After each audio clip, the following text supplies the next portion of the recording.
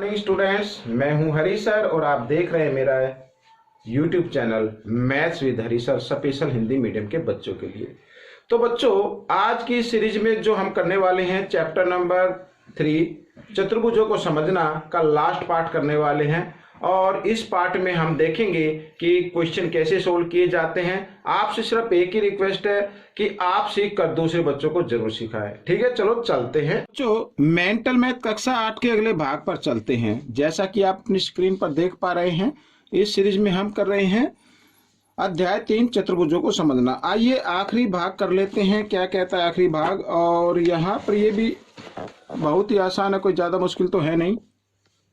देखो, ABCD एक समांतर चतुर्भुज है तथा BC बराबर है BE के। ठीक है, BC बराबर है, यहाँ पर ये मैंने लगाया तो ये दोनों साइड क्या बराबर है। X का मान ज्ञात करना है। क्या करना है? X का मान। तो X का मान कैसे ज्ञात करेंगे, क्योंकि यहाँ पर दिया हुआ ABCD एक समांतर चतुर्भुज है। यहाँ पर ये आप देख रहे हैं, ठीक है, ये एक समांतर चतुर्भुज है और समांतर चतुर्भुज के सम्मुख कोण क्या होते हैं? बराबर होते। तो सबसे पहले हमें ये कोण ज्ञात करना पड़ेगा। कोण 1 मान लेते हैं और इसे मान लीजिए कोण 2। ठीक है, तो कोण 1 ज्ञात कर लो आप।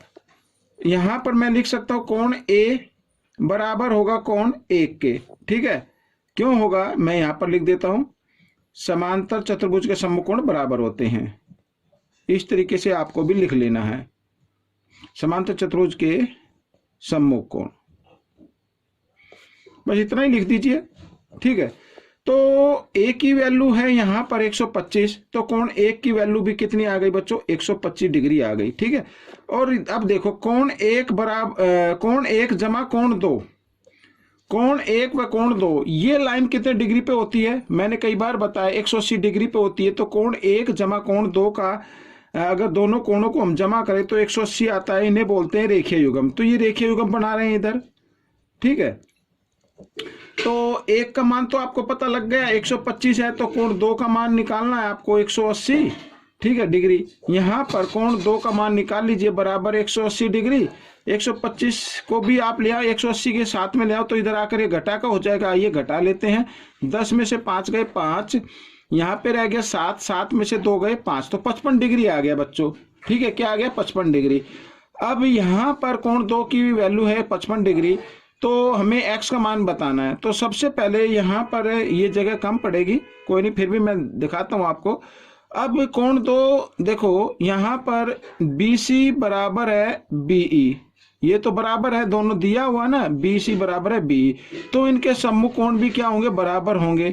यानी कोण 2 बराबर होगा कोण E के। ठीक है, यहाँ पर E अकेला है तो E लिख सकते हैं, आप चाहे तो 3 भी लिख सकते हैं यहाँ पर। और ये बराबर आ रहे हैं किसके? 55 डिग्री के। तो तीनों कोणों का योग क्या होता है बच्चों? यहाँ पर त्रिभुज हो गया ना, त्रिभुज BCE में तीनों कोणों का योग कितना होता है? 180 डिग्री होता है। तो त्रिभुज BCE, ठीक है, में तीनों कोणों का योग 180, यानी x का मान निकालना है। तो मैं सीधा कर रहा हूँ, 180 में से ये 55 ही हो गया, 55 ही हो गया, 110 हो गया, 110 घटा दीजिए तो आपका x का मान आ जाएगा। ठीक है, तो 70 डिग्री आ गया बच्चों। ये आपका प्रश्न हल हो गया। आइए प्रश्न नंबर 37 कर लेते हैं। तो प्रश्न नंबर 37 में भी क्या लिखा है? ABCD एक समचतुर्भुज है, y घटा x का मान ज्ञात कीजिए। ठीक है, तो यहाँ पर y घटा x का, अब ये क्योंकि एक समचतुर्भुज है और आपको समचतुर्भुज की प्रॉपर्टी याद है तो बड़ी आसानी से कर सकते हैं। इसमें जो प्रॉपर्टी यूज होने वाली है वो है बच्चों, समचतुर्भुज के जो विकर्ण होते हैं वो एक दूसरे को लंब समद्विभाजक करते हैं। यानी यहाँ पर ये 90 डिग्री का कोण बनाएंगे, इधर भी चारों तरफ 90-90 का होगा। तो यहाँ पर y की जो वैल्यू आएगी वो 90 डिग्री आ जाएगी। ठीक है, यहाँ पर आप लिख सकते हैं, ये मैं लिख देता हूं, इधर जगह है, समचतुर्भुज के विकर्ण एक दूसरे को लंब समद्विभाजक करते हैं। ठीक है, यहां पर ये मैंने लिख दिया। तो y की वैल्यू आ गई 90 डिग्री। आपको निकालनी है x की वैल्यू। ठीक है, तो y की 90 आ गई है और यहाँ पर, हाँ जी बिल्कुल ठीक है, ये भी 90 का आ जाएगा। यहाँ पर ये कोण 1 मान लेते हैं तो कोण एक भी कितने का होगा, 90 डिग्री का होगा। अब आप कहेंगे कि सर कोण एक लेने की क्या जरूरत है, मैं आपको बताता हूँ। हम त्रिभुज ए ओ बी से हमें एक्स का मान निकालना है, ठीक है। तो कोण एक 90 का है, ये आ गया। तो यहाँ पर देखो ए बी सी डी एक समचतुर्भुज है, समचतुर्भुज एक समांतर चतुर्भुज होता है, ये तो आपको याद है ना। तो यहाँ पर देखो ए बी समांतर सी डी, ठीक है, ए बी, ये ए बी समांतर है सी डी के, तो ये एक तिर्यक रेखा हो गई, ठीक है। वह बी डी एक तिर्यक रेखा है, ये मैंने लिख दिया, ठीक है। तो ये कोण और ये कोण एकांतर कोण होते हैं, एकांतर कोण बराबर होते हैं। तो मैं लिख देता हूं यहां पर कोण ए बी डी, ठीक है, ए बी डी या ए बी ओ एक ही बात है, यहाँ पर ओ लिख लीजिए, कोई दिक्कत नहीं है। बराबर होगा इसका नाम सी डी ओ के, ठीक है, कोण सी डी ओ, ठीक है। और ये बराबर है 40 डिग्री के, तो इन्हें लिखेंगे हम एकांतर कोण। तो एकांतर कोण लिख दीजिए आप, ठीक है। ये 40 डिग्री का आ गया, ये 90 डिग्री का आ गया।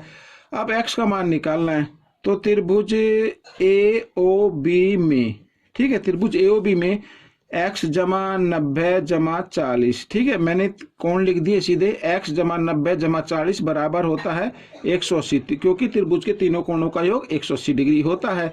तो x का मान निकाल लीजिए।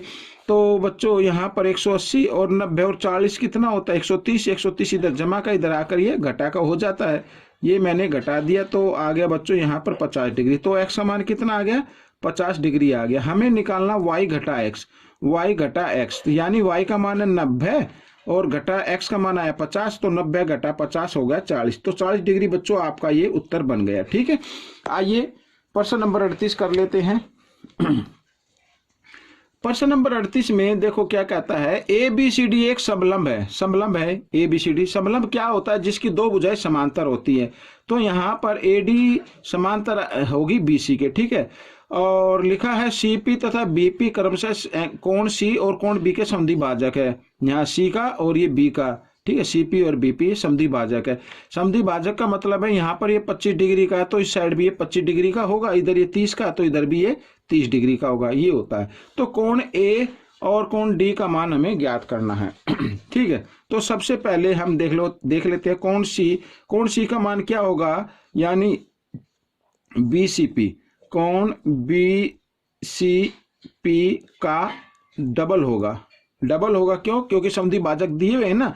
तो बीसीपी की वैल्यू क्या है बच्चों, यहाँ पर 25, तो 25 गुना 2 यानी कि कितना हो जाएगा 50। या तो आप ऐसे भी लिख सकते हैं 25 जमा 25, 50 डिग्री आ गया, तो सी की वैल्यू आ गई।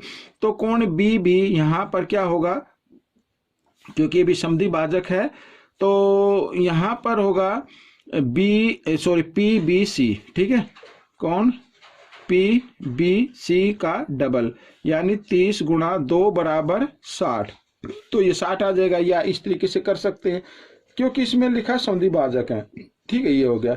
अब बच्चों देखो यहाँ पर, अब ए डी समांतर है बी सी के, क्योंकि समलंब है ना, तो ये समांतर है इस भुजा के, दोनों भुजा समांतर है, तो ये एक तिर्यक रेखा हो गई। वह डी सी एक तिर्यक रेखा है, यहाँ पर लिख लेते हैं तिर्यक रेखा है। तो तिर्यक रेखा के अंत कोणों का योग क्या होता है बच्चों, 180 डिग्री होता है, यानी कोण सी जमा कोण डी बराबर 180 डिग्री, ठीक है। यहां पर लिख सकते हैं तिर्यक रेखा के एक ही ओर बने अंतकोण, ठीक है, इस तरीके से लिख लेना आप। तो सी का मान कितना है बच्चों, यहाँ पर 50 डिग्री आया है, तो 50 जमा कोण डी बराबर 180, और कोण डी का मान निकाले तो 180, 50 को 180 के साथ ले आओ, इधर बराबर का निशान क्रॉस करेगा, ये तो घटा का हो जाएगा, बराबर कितना आ गया 130 डिग्री आ गया। तो कोण डी का मान आ गया, एक तो उत्तर ये आ गया आपका। अब हमें निकालना कोण ए, तो इसी प्रकार यहाँ पर कोण ए जमा कोण बी, तो ये भी क्या हो गए, कोण ए जमा कोण बी, इनका योग भी होगा 180, क्योंकि ये भी क्या है तिर्यक रेखा की एक ही ओर बने अंतःकोण है। इसके लिए भी हम लिख लेते हैं तिर्यक रेखा के एक ही ओर बने अंतकोण। ठीक है, ये हो गया। तो ए का मान क्या है निकालना है आपको, और बी का क्या है बच्चों 60 है बराबर 180, और कोण ए का मान बराबर 180 जमा 60 इधर आकर ये घटा 60 हो जाएगा, तो कोण ए का मान आ गया 120 डिग्री। ये आ गया आपको उत्तर। चाहे तो आप इधर लिख सकते हैं कोण ए बराबर 120 डिग्री और कोण डी बराबर 130 डिग्री। ठीक है, ये आपका प्रश्न हल हो गया। अब हम करेंगे प्रश्न नंबर 39। यहाँ पर बच्चों ये देखिए प्रश्न नंबर 39 ये रहा, और इसको भी हल कर लेते हैं। ए बी सी डी और पी क्यू आर है समांतर चतुर्भुज है। ए बी सी डी ये वाला ये समांतर चतुर्भुज है, और हाँ ये पी क्यू आर है ये समांतर चतुर्भुज है। तो एक्स का मान ज्ञात करना है, ये वाला कोण ज्ञात करना है। ठीक है, मैं आपको थोड़ा सा बड़े उस पर बता देता हूँ। इस तरीके से यहाँ पर है ये एक्स है, ये वाला पोर्शन ये है, तो एक्स का मान ज्ञात करना है। अब एक्स का मान यहाँ पर कैसे ज्ञात करना है, तो अब देखो ये समांतर चतुर्भुज हो गया। ठीक है, तो समांतर चतुर्भुज के यहाँ पर ये वाला कोण यानी ये वाला कोण हमें ज्ञात करना है, ये वाला कोण। तो इन दोनों कोणों का योग 180 होगा, क्योंकि तिर्यक रेखा की एक ओर बने अंतःकोण। तिर्यक रेखा क्यों, देखो ए डी समांतर है बी सी के, यहाँ पर दोनों समांतर चतुर्भुज दिए हुए हैं। ठीक है, ये तो हम लिखेंगे ए डी समांतर बी सी व सी डी एक तिर्यक रेखा है। लिख लीजिए ऐसे, तिर्यक रेखा है। ठीक है, तिर्यक रेखा है। तो यहाँ पर बच्चों कोण डी जमा कोण, यहाँ पर इसका नाम मैं 1 लिख लेता हूँ तो आसानी होगी करने, आप भी ऐसे कर सकते। तो 180 तिर्यक रेखा के एक ओर बने अंतःकोण,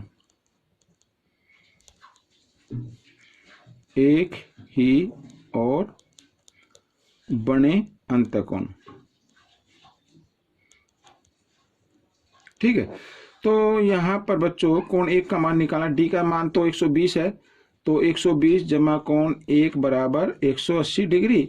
तो कोण एक बराबर 180 घटा 120, तो यहाँ पर आ गया बच्चों 60 डिग्री। तो कोण एक का मान 60 डिग्री आ गया, याद रखना। ठीक है, यहाँ पर ये वाला पोर्शन है मैंने कुछ इधर लिया थोड़ा सा इस तरीके से, तो यहाँ पर 60 डिग्री आ गया। अब ये मान निकालना है, ये 2 मान लो, कोण 2 मान लीजिए, यहाँ पर ये 2 है।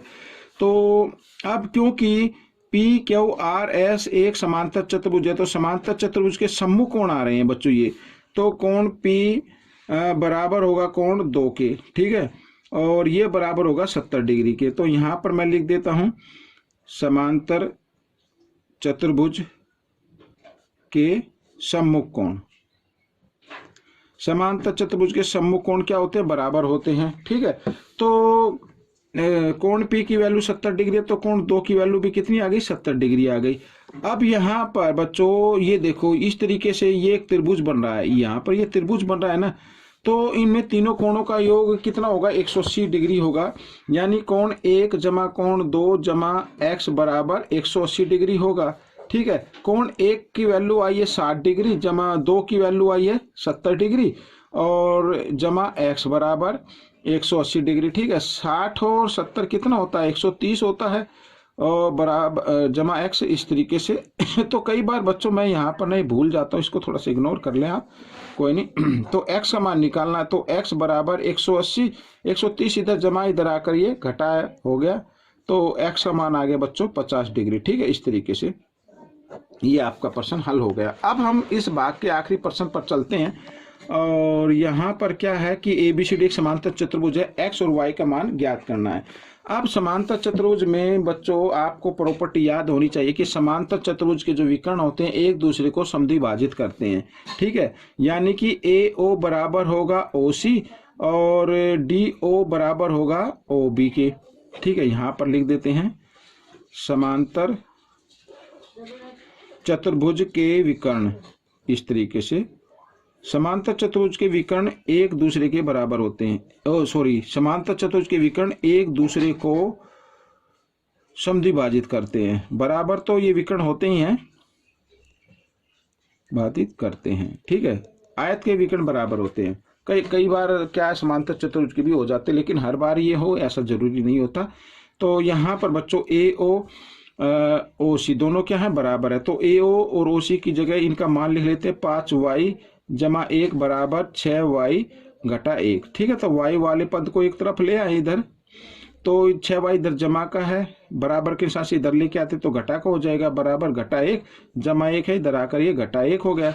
घटा जमा घटा, 6 में से 5 गए, 1y आएगा, लेकिन बड़े नंबर के सामने घटा इसलिए घटा का आ गया, और घटा 1 और घटा 1 घटा 2 हो गए, तो y बराबर कितना आ गया, 2 आ गया बच्चों। तो y का मान निकल गया है। ठीक है, और अब x का मान निकालना है, तो यहाँ पर DO बराबर है OB के, तो DO यानी 3x घटा 1 बराबर होगा x जमा 1। ठीक है, इस तरीके से 2, तो 3x घटा 1 बराबर 2 को x से गुणा करेंगे, 2x जमा 2 एकम 2, इस तरीके से।